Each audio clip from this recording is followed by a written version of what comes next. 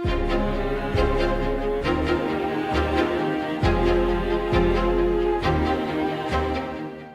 very glorious morning to an adult visit here. Myself, Archana Chavla, and I'm a sixth grader from the Wisdom Global School, Haridwar. And today, I'm going to demonstrate or introduce a wonderful project named Smart Dustbin, whom I built while being in our UVing STEM lab. Smart Dustbin is a project that is very helpful to every youth. Now, let me show you the working model of this Smart Dustbin.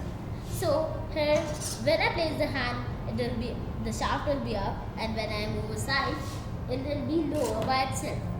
Now let me show you some of the components. Here we have our inbuilt ultrasonic sensor, and here we have our servo motor. At the bottom we have Arduino Uno and lithium ion chargeable batteries which make it run. So for example, I want to put this in the dustbin. So I'll just place my hand and place it inside and move aside.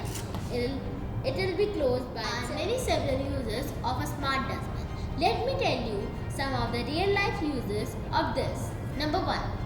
It would be very useful for the people who are handicapped, such as when they come in front, it will open automatically, and when they move aside, it will close automatically.